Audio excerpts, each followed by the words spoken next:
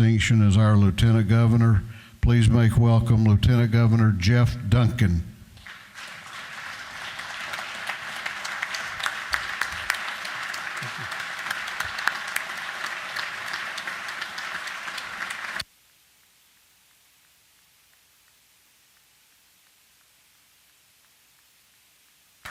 Thank you very much. It's always a great opportunity to come back to this great chamber and see so many friends that are such an important part of my life and my family's life. But I was reminded, or I guess humbled, there's probably never been a lieutenant governor to walk down that aisle and receive so many jokes and being made fun of so much. But that just tells me that y'all love me. It's an honor to be here. Members of the General Assembly, the joint session will now come to order. And I would ask that all members take your seats. Madam Doorkeeper.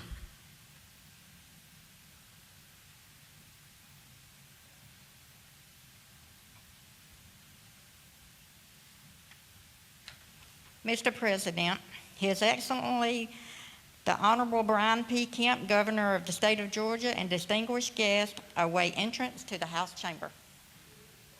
Madam Doorkeeper, please let His Excellency Brian P. Kemp, Governor of the great state of Georgia, and the distinguished guests be admitted to the chamber.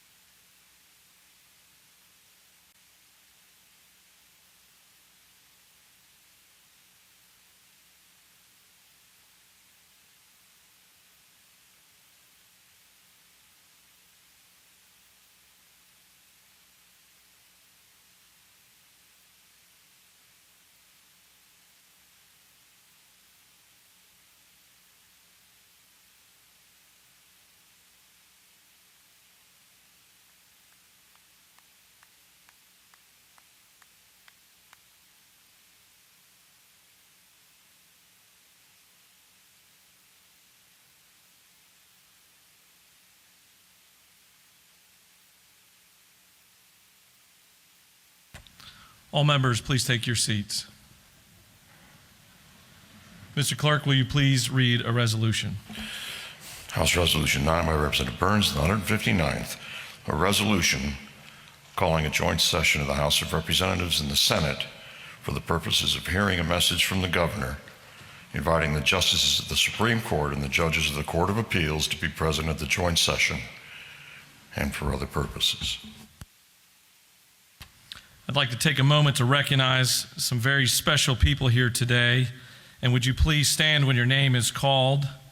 A great friend of mine and somebody that I got to know as Speaker of the House, but now get to know as a friend and a coworker, David Ralston.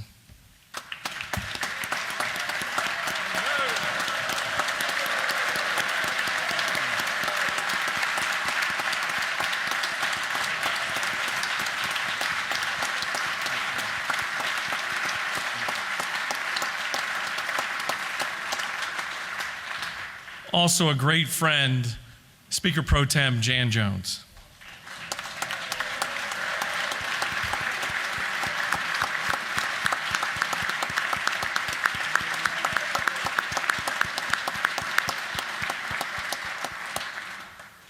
And from the Senate, a great friend of all of ours and a great car salesman, President Pro Tem of the Senate, Butch Miller.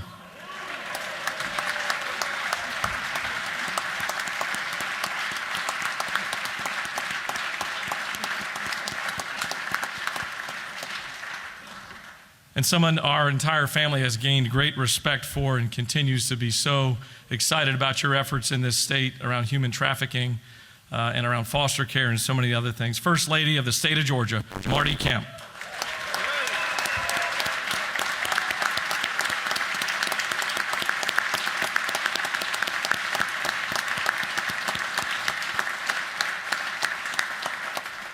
And and it's a great honor to introduce the First Lady of this chamber, Cherie Bradburn.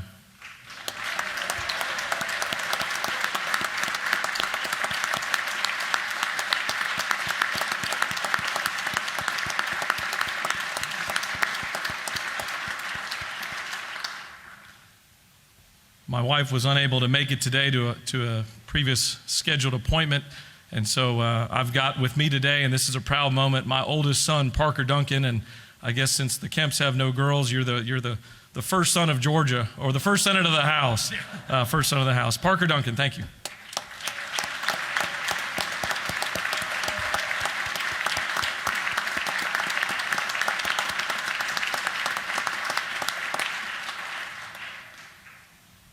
I'd like to take a moment to welcome many of you back to this great body and to this General Assembly.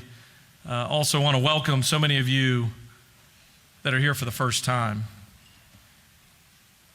It's hard to believe that this is my 9th General Assembly that I've been in and around. It's hard to imagine that much time has passed. I stand here today continually reminded that honesty and integrity are the best long-term strategy for success in this building.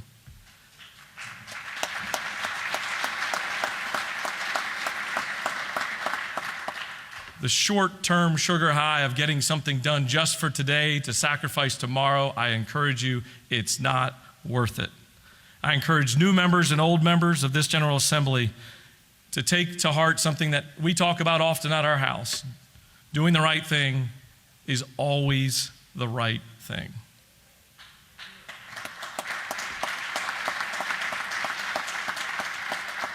It's an honor to stand here today with the opportunity to introduce our state's 83rd governor. I got to know Governor Kemp really on the campaign trail. I spent 2+ years traveling around the odds, times of the night and day and traveling all over the place, and sometimes we'd be in the same room and sometimes we wouldn't. But we worked our way all across the state for 2+ years, and every time I got up from listening to Governor Kemp give a speech, there were 4 things that were unmistakably etched in my mind as to why he wanted to be the governor. 1, because of his conservative values. 2, because he cared about rural Georgia. 3, because he was a small business-minded individual. And 4, because he was family-centered. And now in the role of governor, I get to work with him every single day. And I get to watch those 4 priorities become reality in virtually every single meeting that we're in.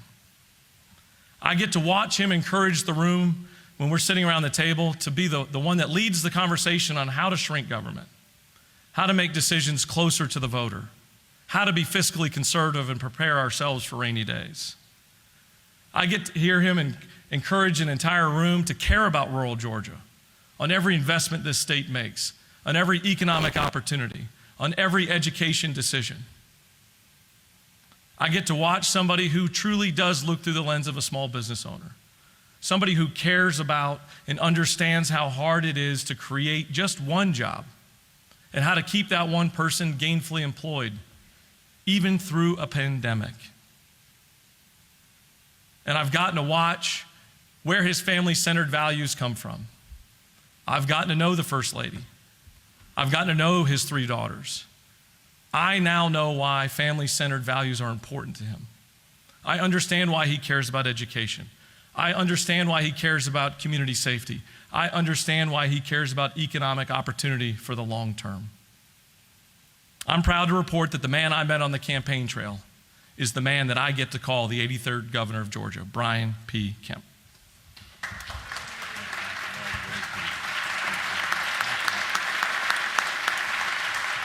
I'm gonna borrow yours.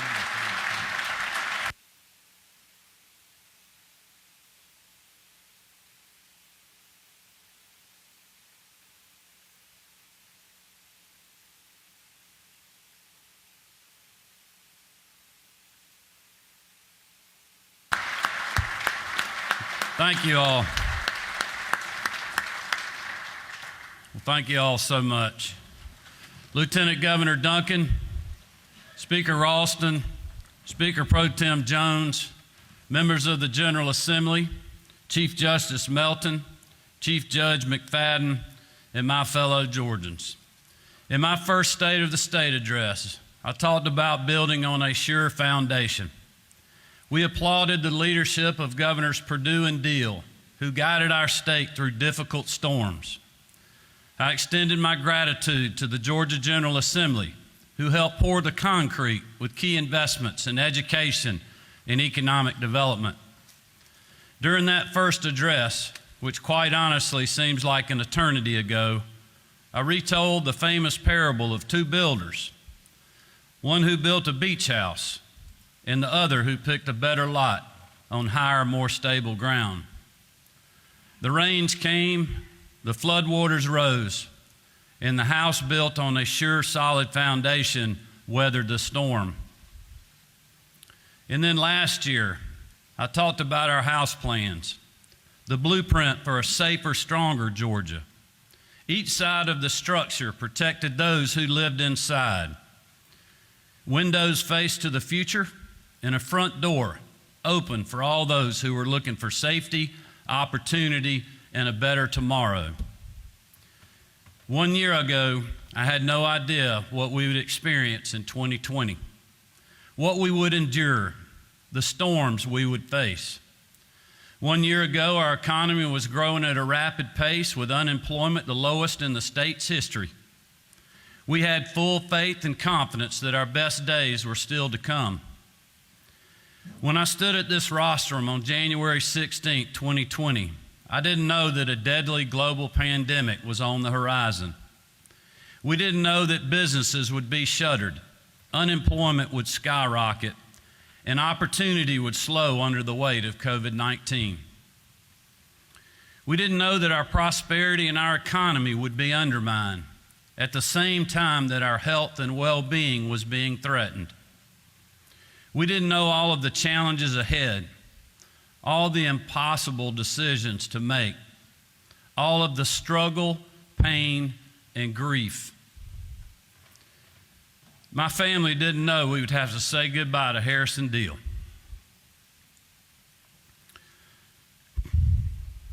The love of Lucy's life, like a brother to Jared and Amy Porter, and a son that Marty and I had never had.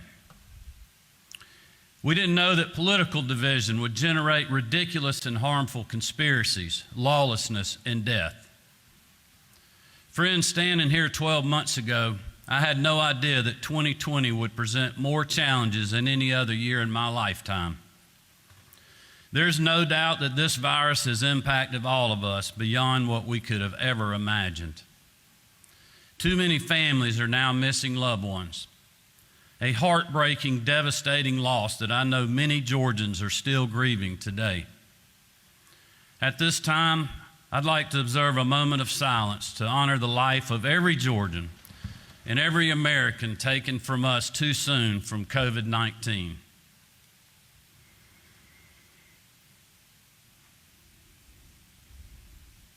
Amen. Those great Georgians may be gone, but they will never be forgotten. We will win this fight against COVID-19, and their legacies will live on for generations to come. In Georgia, our people are the foundation. Despite incredible loss and unprecedented challenges, Georgia is still standing. Our house, built on a sure foundation, survived the storm. This state, while battered, is not broken. A better, brighter future is right around the corner.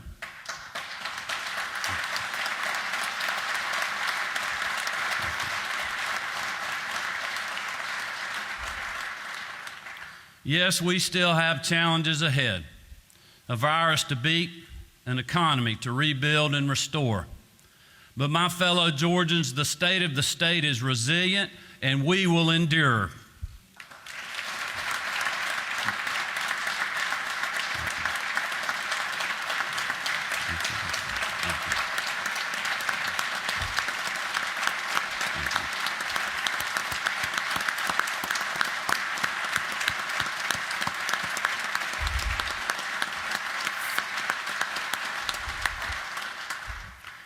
As you know, agriculture is Georgia's oldest and largest industry, supporting nearly 400,000 jobs and $76 billion in economic impact throughout the Peach State. While we often take these hard-working Georgians for granted, we were reminded of their importance in the wake of Hurricane Michael. With winds topping 70 miles an hour, this storm destroyed thousands of acres of pecans, cotton, and timber, leveling homes, storefronts, and structures, literally upending lives and livelihoods. When the dust settled, I traveled down to southwest Georgia to talk with local farmers and support the state's recovery efforts. I remember many conversations while I was there. Most of them went roughly the same way. These families were facing the destruction of their livelihoods, with bills piling up and federal assistance far away. I would ask how they would move forward. Would they be able to continue feeding, clothing, and producing for our state and the world? Nearly every person said they would clear the fields, repair what they could, and start planning. As we begin a new year, a new legislative session, there are some who want to look to the past, assign blame, settle old scores, and relive and relitigate 2020. Today, I think we should take the advice of those wise farmers. Let's clear the fields and start planning.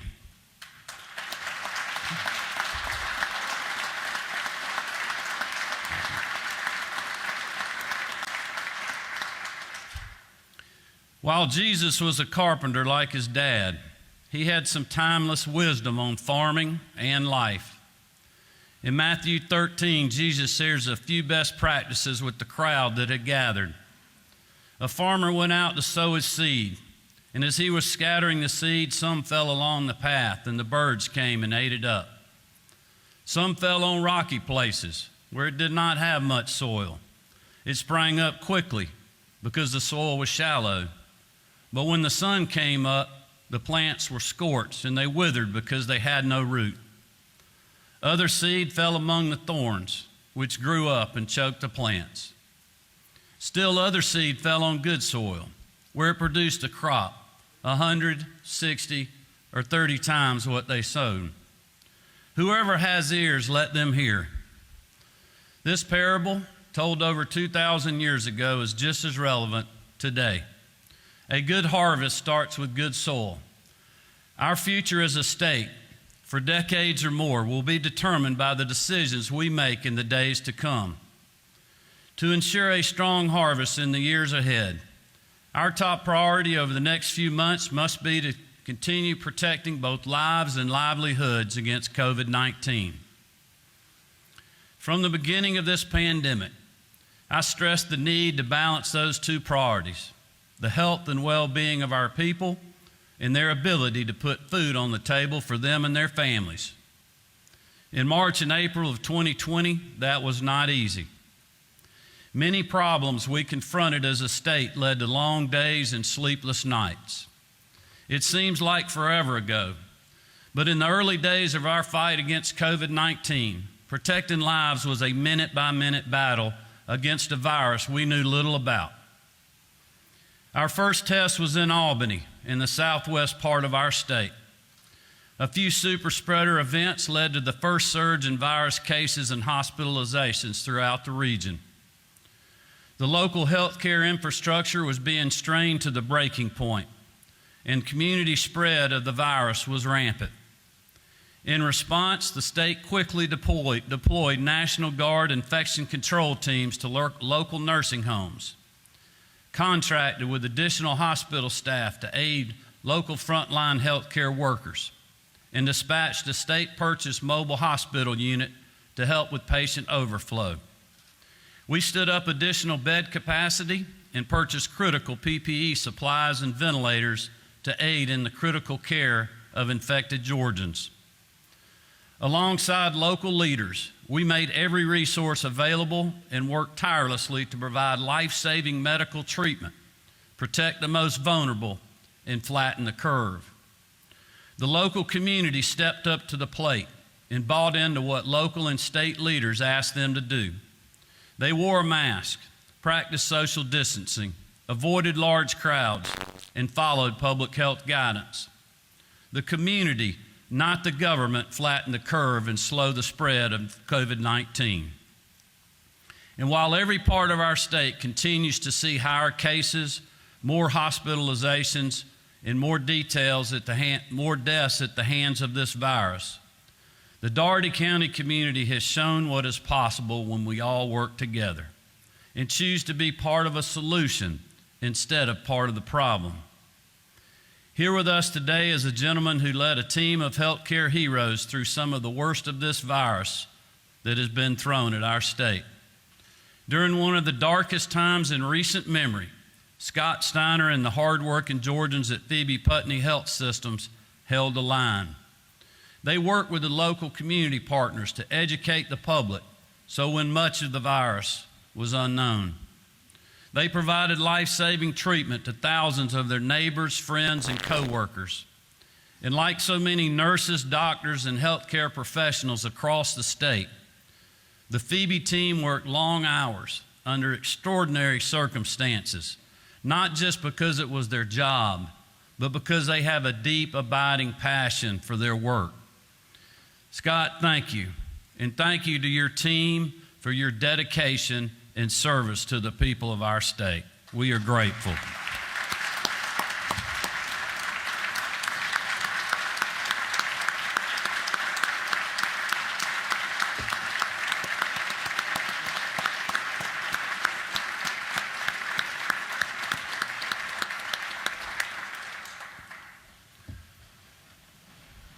Learning from Albany, as we moved into the summer months, the state launched a strategic plan to address the effects of COVID-19 and its impacts on our healthcare infrastructure and communities as a whole. Thanks to the help from our federal partners, the state purchased 4 mobile hospital units to respond to increased hospitalizations in real time. Working with the General Assembly and Grady Memorial Hospital, we ramped up the Georgia Coordinating Center to allow for statewide coordination of hospital capacity. We brought in additional bed capacity at the Georgia World Congress Center, allowing Metro Atlanta hospitals the ability to quickly adapt to changing conditions on the ground. We kept hospitals open, accepting patients, and keeping Georgians healthy. Like every other state across the country, the pandemic introduced the dire need for rapid, accurate, and widely available testing, an infrastructure the Department of Public Health literally created from scratch. But we persevered through significant supply chain challenges. We brought in the Georgia National Guard and contracted with Augusta University to boost testing, set up mega sites, and drive-through testing operations, and engaged hard-to-reach communities to help identify cases and slow the spread of the virus. As of today, there has been a staggering 5.7 million tests administered in the state of Georgia. And we all know COVID-19 has hit our most vulnerable Georgians the hardest, especially those residing and working in nursing homes. From the start of the pandemic, Dr. Toomey and our team recognized that nursing homes and their residents and staff would be among the toughest challenges that we faced.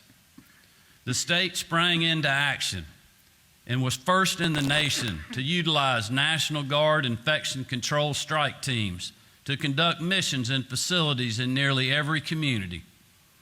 All told, the Guard's 65 infection control teams conducted missions in more than 2,400 facilities.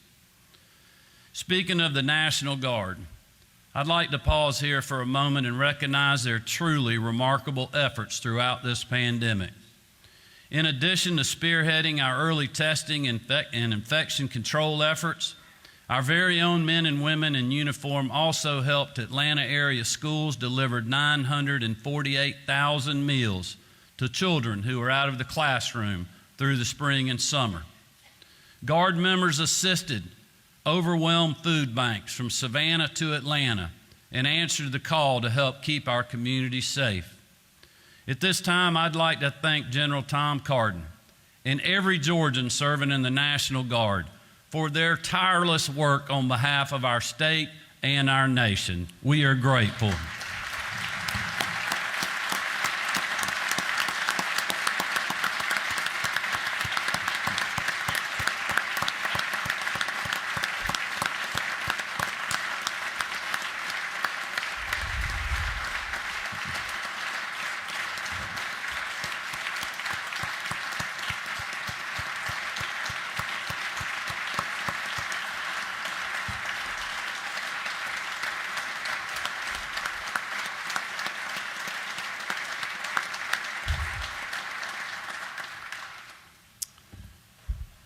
The state prioritized the fight against COVID-19 in two other specific areas: PPE procurement and additional healthcare personnel staffing.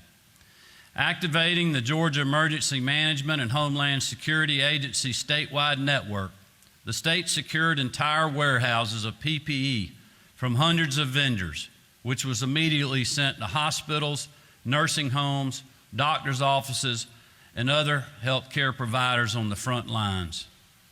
Because of their around-the-clock efforts, under the leadership of former Director Homer Bryson and Director Chris Stallings, the state now has at least an 80-day supply of all critical PPE categories. As our hospitals and nursing homes confront the fiercest part of the pandemic, the frontline healthcare workers in these facilities have literally faced hell on earth. They've worked under brutal conditions for multiple shifts over months now. There's no doubt that Georgia's healthcare heroes have done their job with a grit and determination that has inspired 11 million Georgians. Never has it been clearer how important your job is and how vital all of you are to keeping our state healthy and prosperous. I want to thank you for sacrificing your time with loved ones, for going above and beyond the duty each and every day. God bless you all.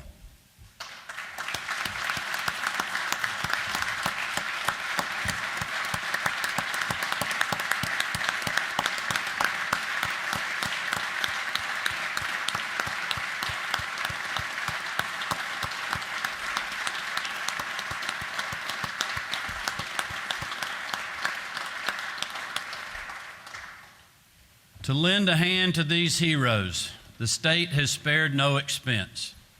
Through the end of 2020, Georgia allocated $250 million in CARES Act funds to augment staff at nursing homes and hospitals across the state, with an additional $70 million planned through early March.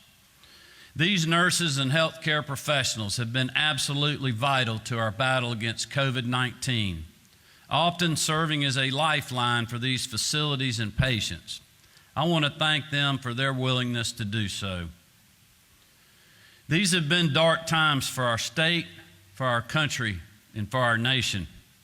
We have overcome so much, and together we can now see the light at the end of this tunnel. Thanks to the efforts of Operation Warp Speed, we have a miracle of modern science that is quickly being administered, with over 283,000 Georgians vaccinated as of yesterday.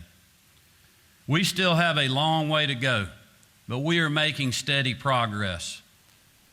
This is certainly good news, but our fight is far from over. This pandemic is still infecting and killing fellow Georgians and Americans. We must all continue wearing a mask, practicing social distancing, washing your hands, and heeding the regulations of the executive order still in place. But we also know that there are 283,000 reasons for hope and optimism. We will get through this. We will get there together.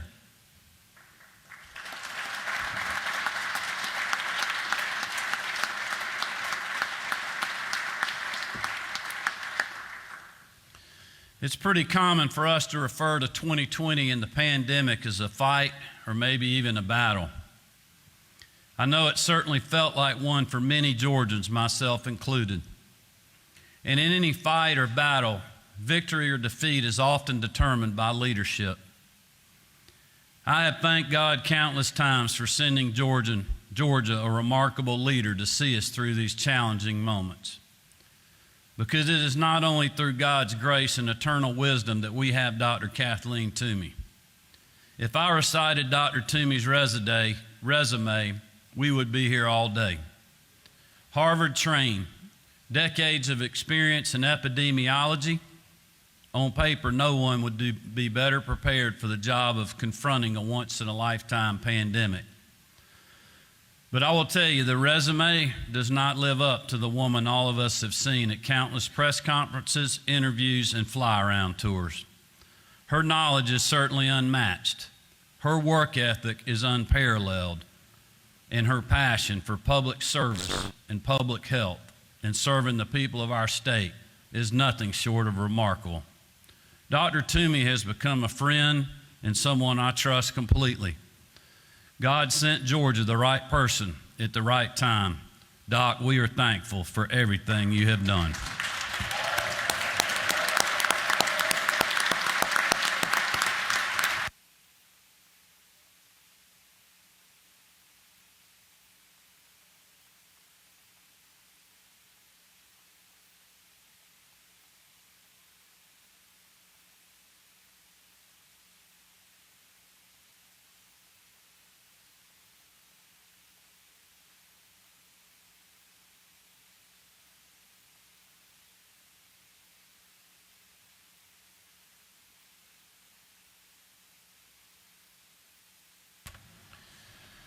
Thanks to the partnership of both legislative chambers, the outstanding work of the best economic development team in the country, led by Commissioner Pat Wilson, Georgia's economy was able to hold its own during 2020. In a year riddled with economic hardship from coast to coast, Vice President Mike Pence said it best: Georgia helped lead the way back to a prosperous American economy. And if the first half of the new fiscal year has been any indication, the Peach State is well positioned to emerge from this dark period of economic crisis stronger and more prosperous than before. For an unprecedented 8th consecutive year, Georgia earned the title of #1 state for business, affirming and solidifying our status as the leading competitor for jobs and investment right here in the United States and around the world.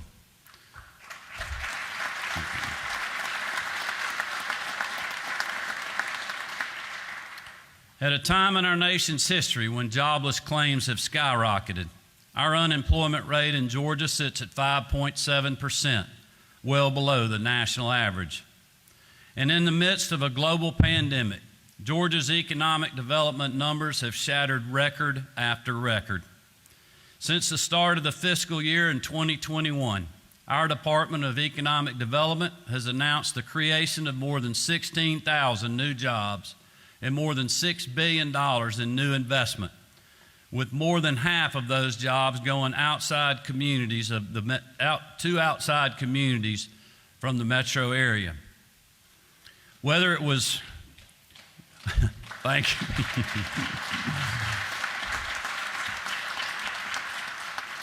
Whether it was Georgia-based Windcore Windows growing their operation by 100 jobs in Swainsboro, Nestle Purina doubling down on their investment in Hartwell by 130 jobs, or major brands like Papa John's and Home Depot relocating their headquarters and expanding their footprint, creating thousands of jobs in the metro area.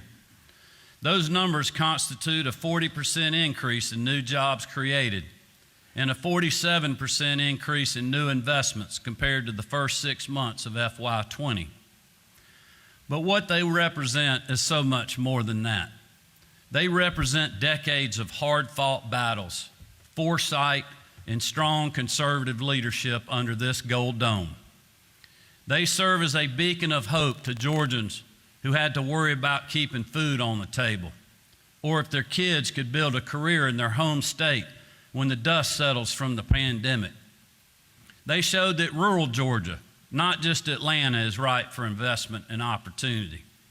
And they speak to the strength of our business community, those hard-working Georgians who face very long odds to stay in business and keep their teams on the payroll. I faced just a little criticism from all sides when we chose to safely and methodically reopen the state. For news cycle after news cycle, it seemed like the only voices given a megaphone were from those who could work from home long term and those who had the resources to shelter in place for months on end. But the voices I heard were the voices of men and women from Bainbridge to Bolingbrook to Baldwin, who had spent years building their business, creating jobs, sowing a harvest they hoped to one day reap for themselves and their families, literally days away from losing it all. I heard their fear, the uncertainty, not knowing what tomorrow may hold, and it was familiar to me. You see, as a small business owner in the construction industry during the Great Recession, Marty and I had similar conversations together in our kitchen, living week to week, day to day, hour to hour, like many other hard-working Georgians. It was not uncommon for the guys on the job site working for me to have more money in their pocket than I had in my bank account. I can tell you those memories came to me often in the early days of this pandemic. The phone calls, texts, and emails I received from folks that were holding out, hoping for a miracle. They weren't that different from the thoughts going through my head on more than one night all those years ago. These hard-working Georgians were struggling, not because their business was a failure or because their products or services were no longer needed. No, they faced devastation because of a virus through no fault of their own. While some disagreed with me, I know our decision to work with Dr. Toomey and her team to give these people a fighting chance, a glimmer of hope, meant everything to them. Salon, barbershop, restaurant owners, and so many more who sacrificed time and resources to implement new COVID-safe protocols in their stores when we reopened. These new regulations upended their daily operations, but kept many from closing stores, laying off workers, and losing businesses that sometimes had been families and communities for generations. Hundreds of thousands of waiters and waitresses, contractors, hospitality and tourism workers, and farmers. The pandemic came for them as well. This virus took something precious away from each one of them, and not all of them ended up in the spotlight.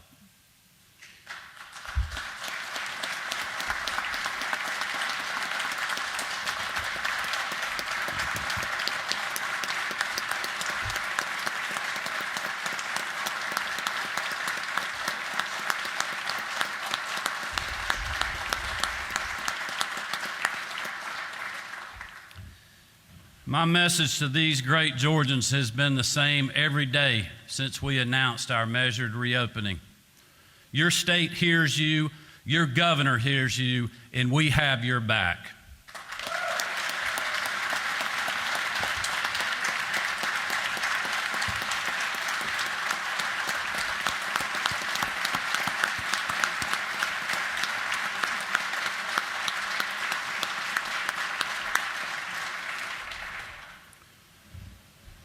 That decision allowed Georgia's small business community to live to fight another day.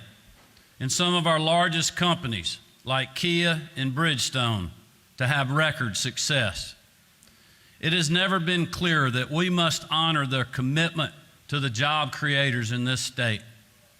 Our commitment has held true these last 10 months, in communities rallying around local businesses who overhauled to adhere to public health guidance and keep customers safe, and in the work done by leaders in both legislative chambers to make it easier to stay in business in the era of COVID-19.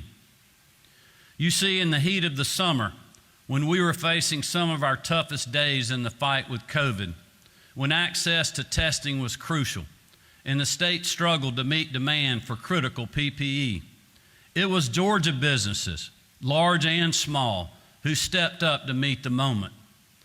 From craft breweries in Albany, to local mattress manufacturers in Rome, to a plastics business that began in a small startup in a garage in Noonan 13 years ago.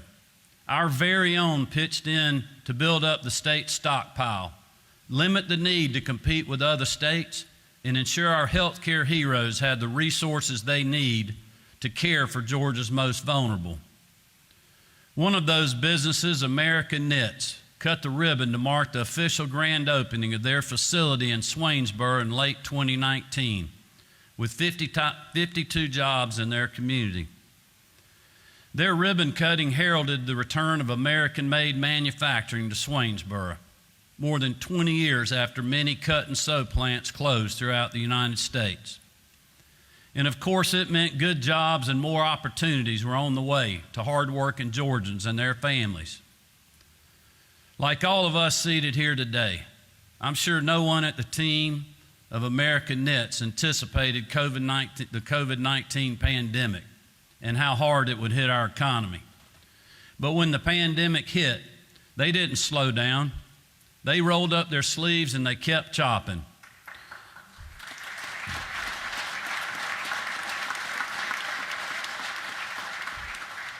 These American heroes shifted their entire operation to begin producing masks and gowns for frontline healthcare professionals. And while their products may not bear the name of a major brand, they caught the attention of people in high places, receiving FDA approval in a matter of days to sew and send life-saving garments to our frontline heroes. Steve Hawkins, the president of American Knits, joins us in the chamber today. Steve, I know at this time last year, you could not have fathomed that your plant would shift to 20-hour days, bring on more staff, and work harder than you thought possible to fight a virus that we knew so little about. I want to thank you for that. You and your team's commitment to that mission represents the best of the Georgia business community and reminds us all of what is possible in rural Georgia. On behalf of all Georgians, thank you, sir, and thank you and your team. God bless you.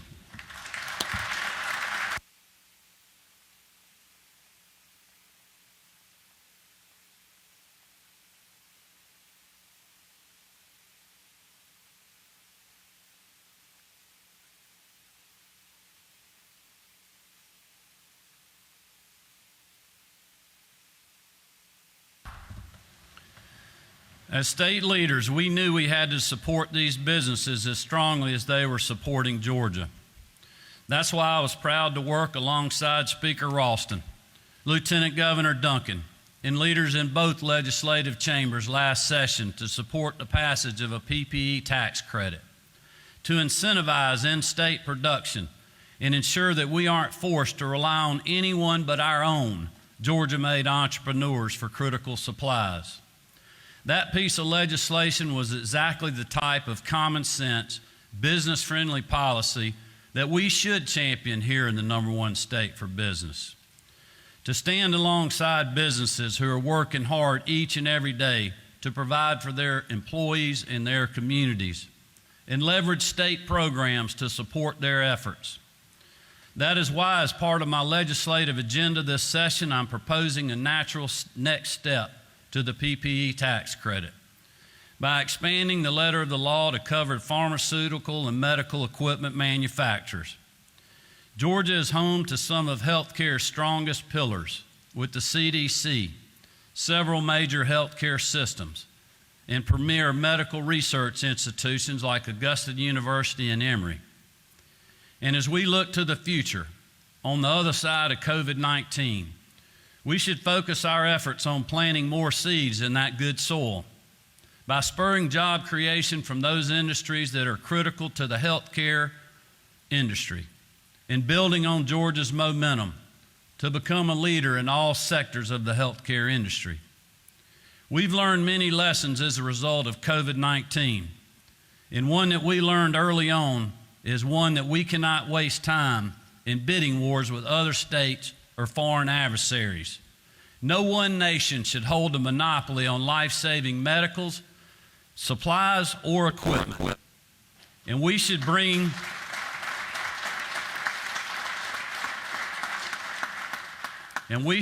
these critical industries and the jobs that come with them back to America and here to Georgia.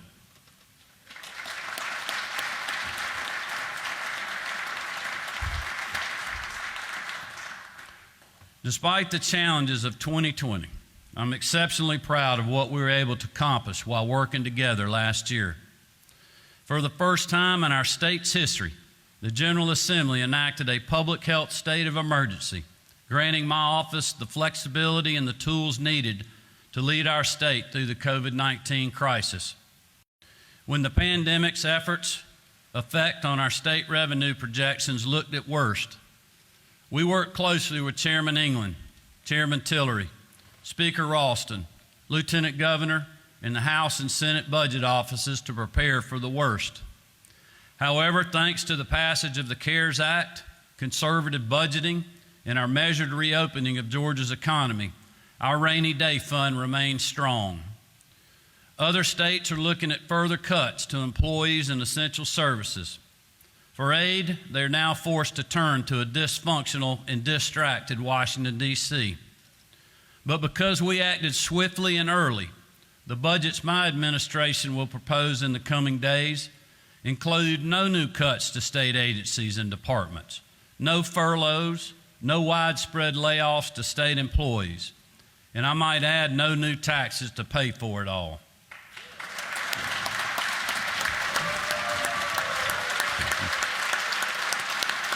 Thank you.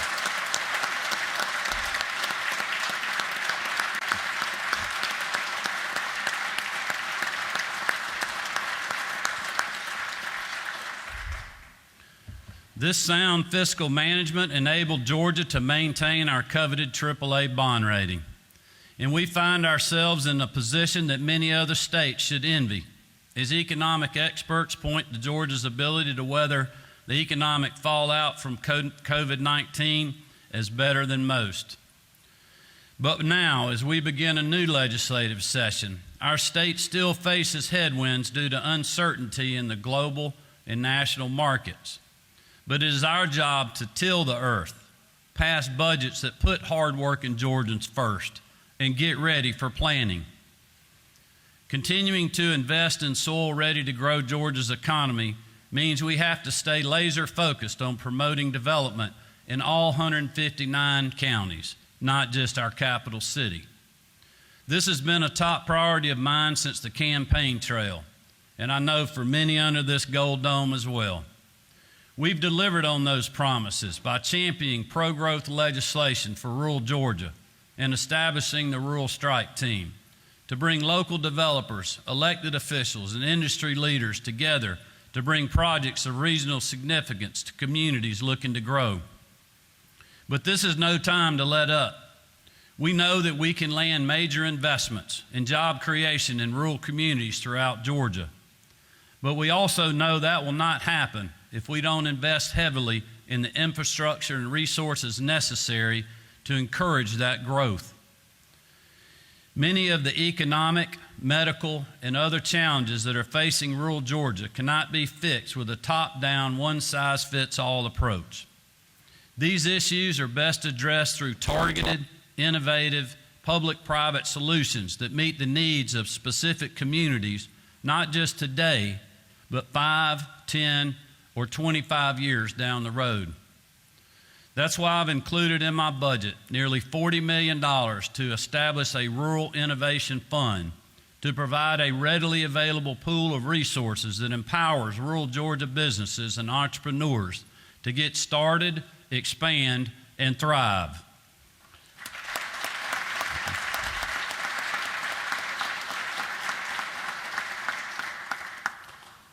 This pandemic highlighted many challenges for communities outside Metro Atlanta, but none more so than the critical need for high-speed internet access, for better health care and educational outcomes, for job opportunities, and something as simple as keeping in touch with loved ones.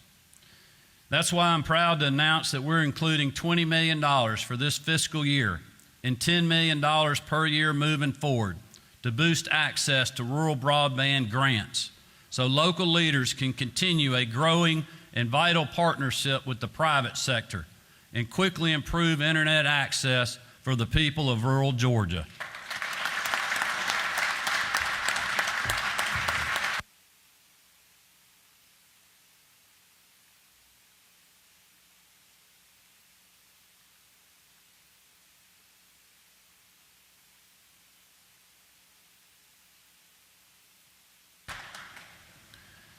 In a year where doctors, nurses, medical staff, public health workers, and other healthcare professionals have shown themselves to be the best of Georgia and the best of America, there is no question that we must direct every resource available to the expansion of healthcare access in Georgia. to our most vulnerable, to the families who have seen their income cut, and to hardworking Georgians trying their best to make ends meet. We've made great strides toward this goal already, passing and signing over 50 health care bills in the last 2 years to expand access, spur innovation, and cut costs for better coverage, including the Patients First Act. Georgia has one of the highest uninsured rates in the country, and many who are insured are struggling to pay for care. In the midst of a pandemic, that is quite honestly unacceptable. More action is needed. That is why my budget proposal for the coming fiscal year includes $76 million to implement Georgia Pathways and Access, to make health care accessible for the first time to thousands and affordable for millions more. By scaling back dependence on failed promises of healthcare.gov, giving low-income Georgians a hand up, and increasing competition in the private sector to drive down cost, we'll also make use of state resources to shore up Georgia's health care programs, with $329 million for Medicaid and Peach Care to fund projected costs in the coming year. When it comes to meaningful, innovative reforms in health care, Georgia is leading the nation. We are putting our money where it truly matters, to plant the seeds that we will grow in our state for years to come. We must add important nutrients and strengthen vital life-saving programs and invest our resources in keeping Georgia healthy and prosperous for generations to come.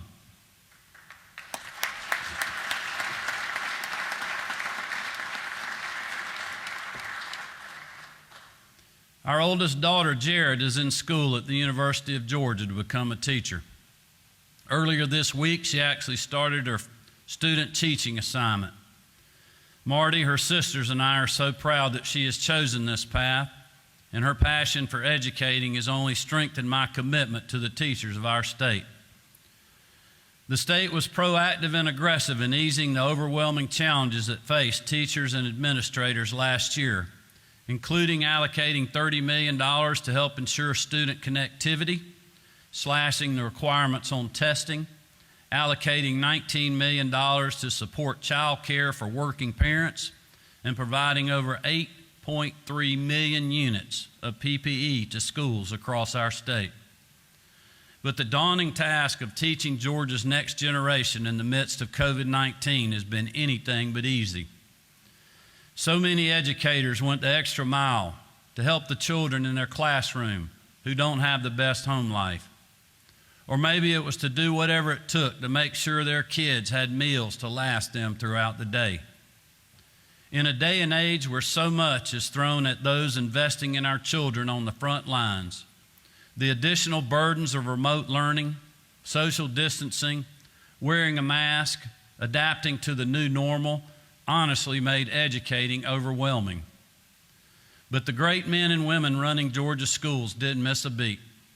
From principals, teachers, custodians, bus drivers, and support staff on down, their actions have inspired us all.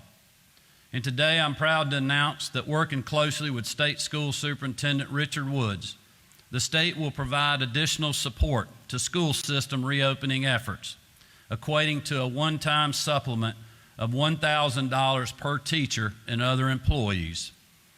Richard Woods and his team have been tireless champions for our schools, teachers, and students even before the pandemic, and I appreciate his friendship and his leadership.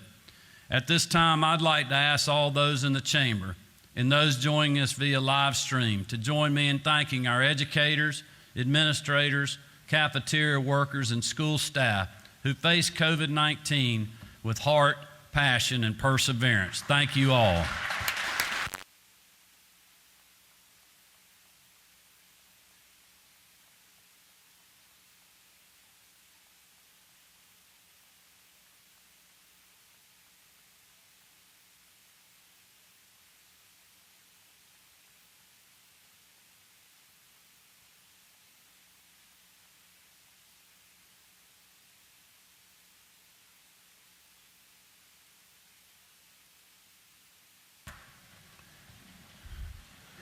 But ladies and gentlemen, I believe it's the responsibility of all of those serving under this Gold Dome to send a clear message that we support our educators, students, and parents.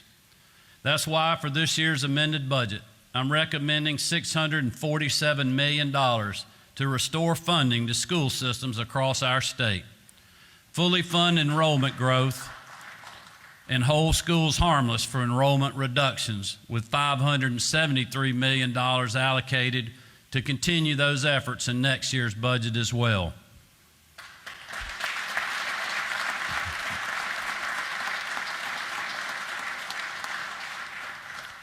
Those funds mean schools will be able to prioritize our students' safety, ensure quality instruction continues, and stand with our educators in the months and years to come. In a year when other states may face no other option but to slash education dollars, furlough teachers, and cut back on essential student programs, Georgia is restoring funding to schools, backing our teachers, and launching new initiatives to keep kids enrolled. Like many families, our 3 daughters have had to get used to distance learning.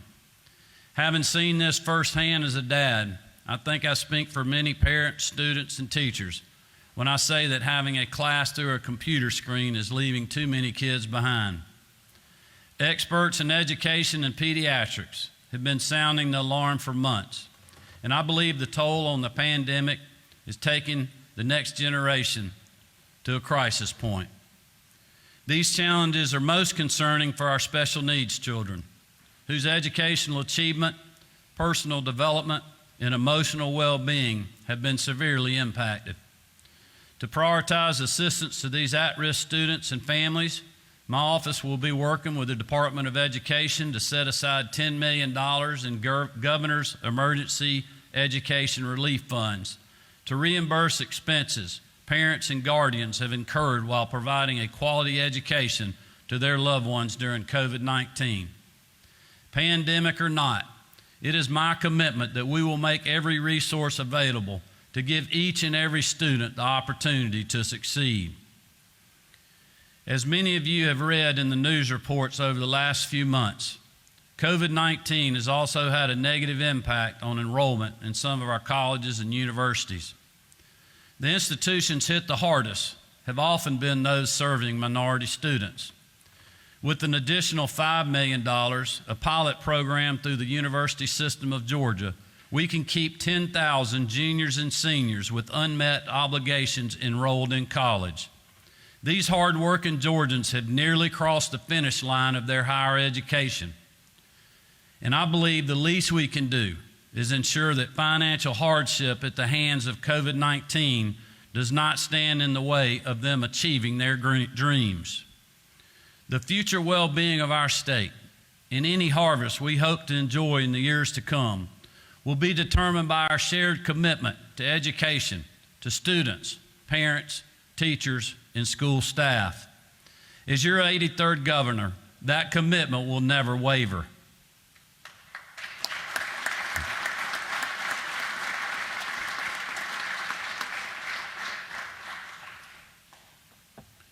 In addition to the pandemic, our country faced another crisis throughout the summer and early fall of 2020.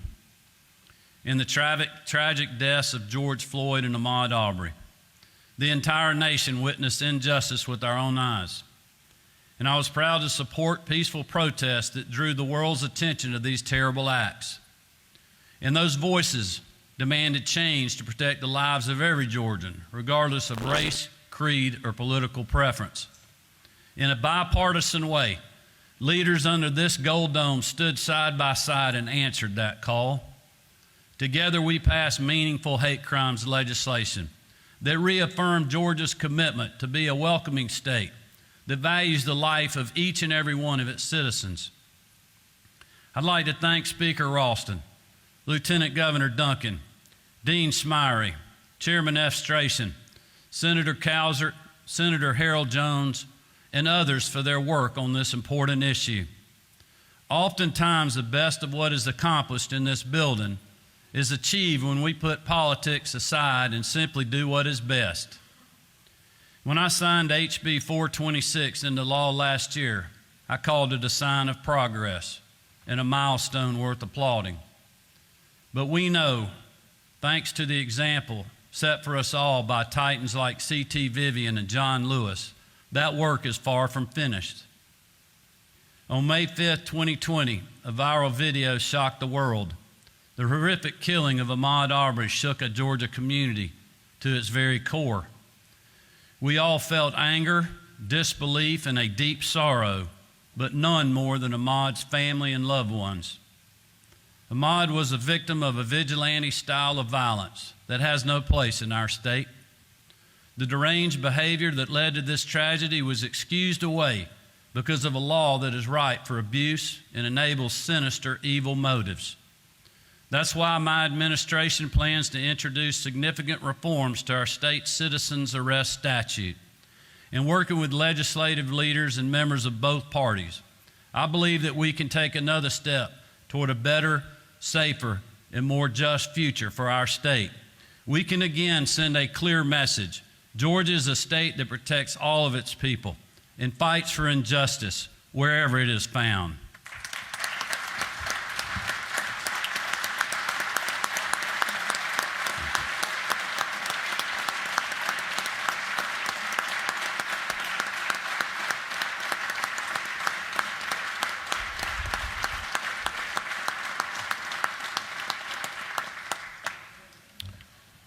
Peaceful demonstrations across our state in honor of Ahmaud, George Floyd, and others were made possible by our dedicated men and women in law enforcement.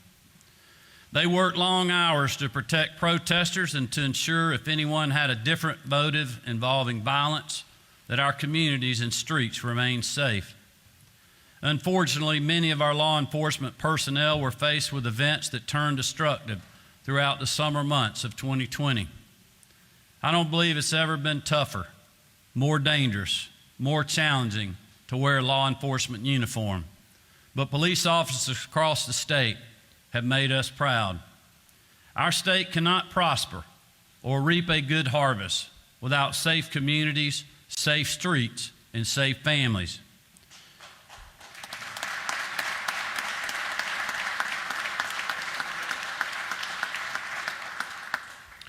In a day and age where many vilify the men and women who protected our communities each and every day, my message is very clear. In Georgia, as long as I'm governor, we back the blue.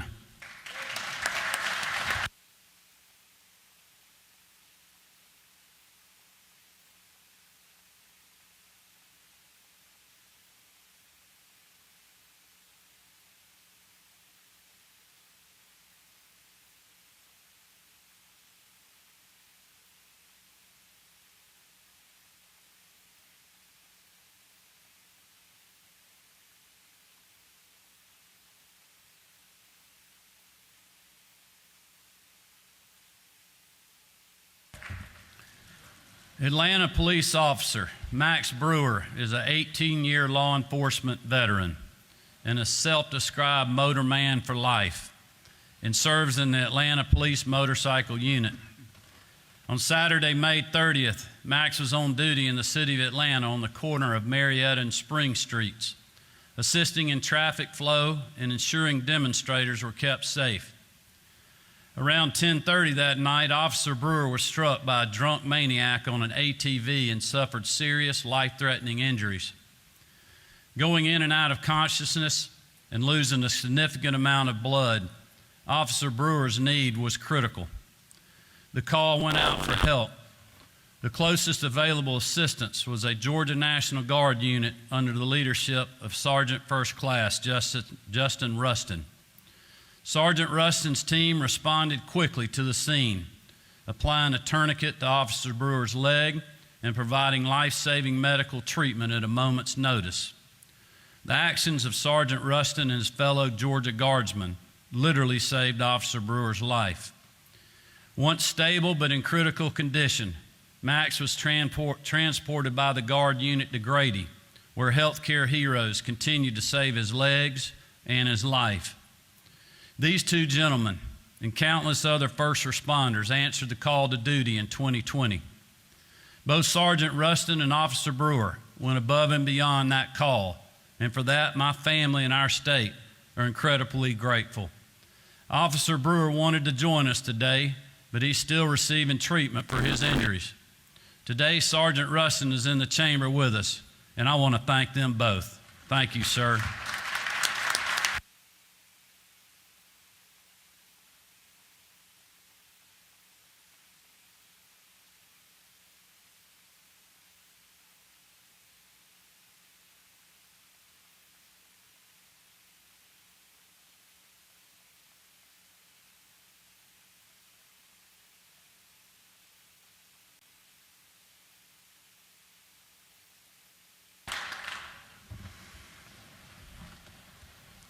As state leaders, we spend a lot of time talking about Georgia's status as the best place in the country to live, work, and raise a family.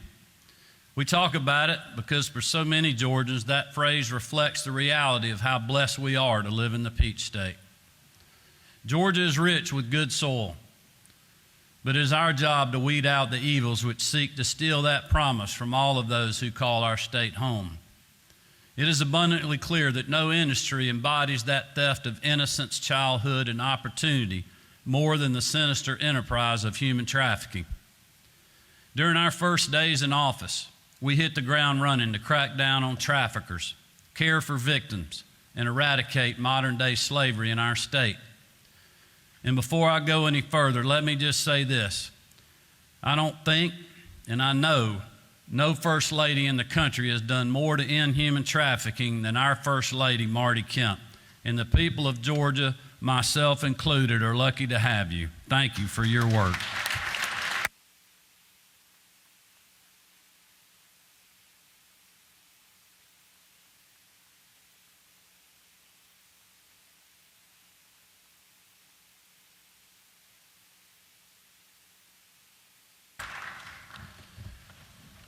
Marty and the Grace Commission have done incredible work these first 2 years, implementing statewide training programs so Georgians know the signs and how to report instances of human trafficking, passing bipartisan legislation, meaningful legislation that toughens penalties on those who participate in the sale of a person's innocence for profit, and working with organizations on the front lines in communities throughout Georgia to ensure survivors of human trafficking find their voice in their transition back into society. But as Marty and all of those who are fighting tooth and nail to end that industry will tell you, there is far more work to be done. On the heels of a year that sowed so much division among party lines more than any in recent history, I'm asking members of the General Assembly to unite once again. Let's build on the great work done by the Grace Commission by implementing more training programs that equip Georgians to recognize and prevent instances of sex slavery. Let's make common sense reform to our laws so survivors seeking a name change to build a new life no longer have to take out an ad in a paper that puts their safety at risk. And let's strengthen our statutes to add a civil remedy that allows victims to seek court action against their trafficker or those who knowingly aid in their trafficking. There is no shortage of issues.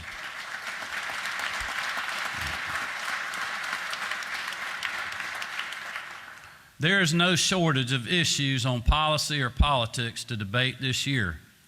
But taking common sense steps to keep people safe and bring an end to modern day slavery is a goal that each of us can work together to achieve. You see, there is so much more that unites us than divides us. And working together, we can continue taking necessary bipartisan action to champion the voices of the vulnerable here in Georgia, protect our children, implement adoption reforms that make it easier to put them in a safe, loving home, and ultimately secure the promise of Georgia for generations to come.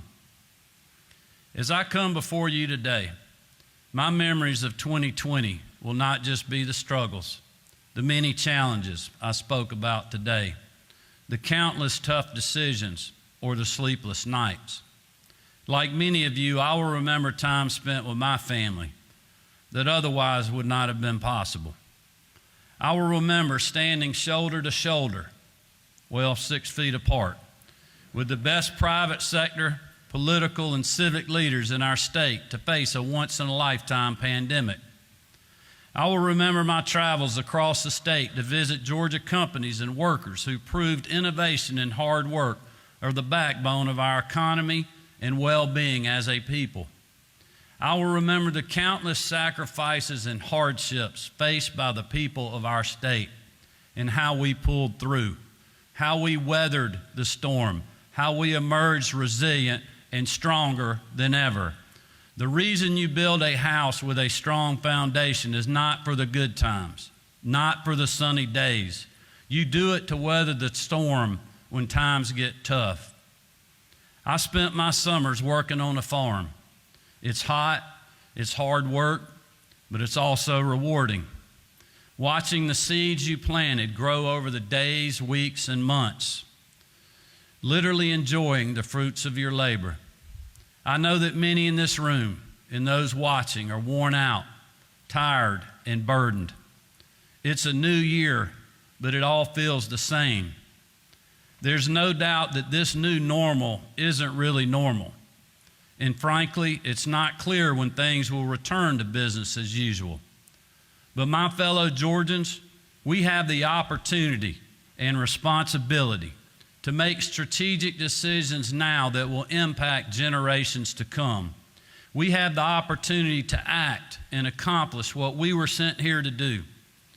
In 5 years, 10 years, or 20 years, we can look back and tell our kids, our grandkids, and their kids that we invested in health care, education, and the safety of our communities. We upheld our sworn oath and stood up for what was right, even when it wasn't popular.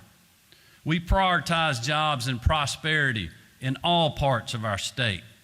We championed legislation to make our state a more welcoming place to live, work, and raise a family. We protected the lives and livelihoods of what makes Georgia great, our people. It's time to put differences aside, put 2020 in the rear view. Let's stand together as Georgians and clear the destruction caused by the storms of life. Let's clear away the conspiracy theories and the division. Let's focus on the bountiful harvest to come. Let's find that good soil together and start planting. May God bless you, and may God continue to bless this great state of Georgia. Thank you very much.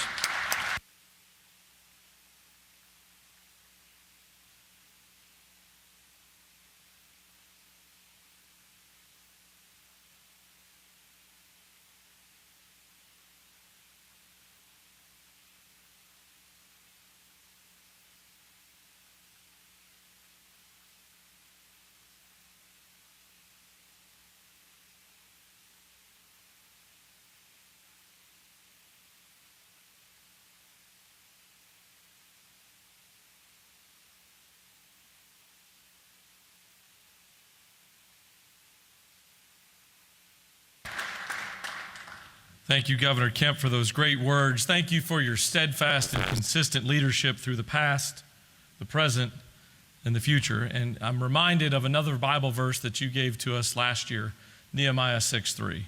I'm doing a great work and I cannot come down.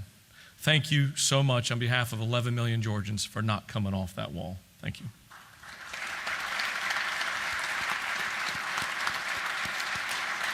Madam Doorkeeper, please escort the governor and his distinguished guest from the chamber at this time.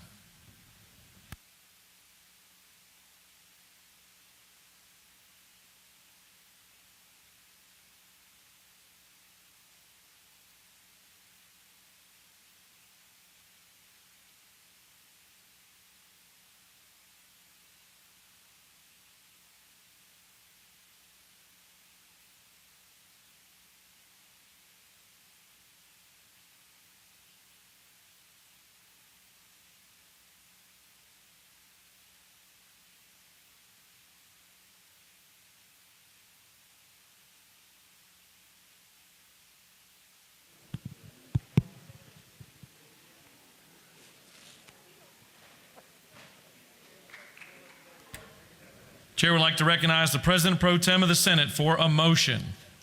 Mr. President, I move that this joint session of the Georgia General Assembly be dissolved so that the senators can get back to work and the House members can go to lunch. The President Pro Tem has moved that this joint session be dissolved. All those in favor of the motion signify by saying aye. All opposed, no.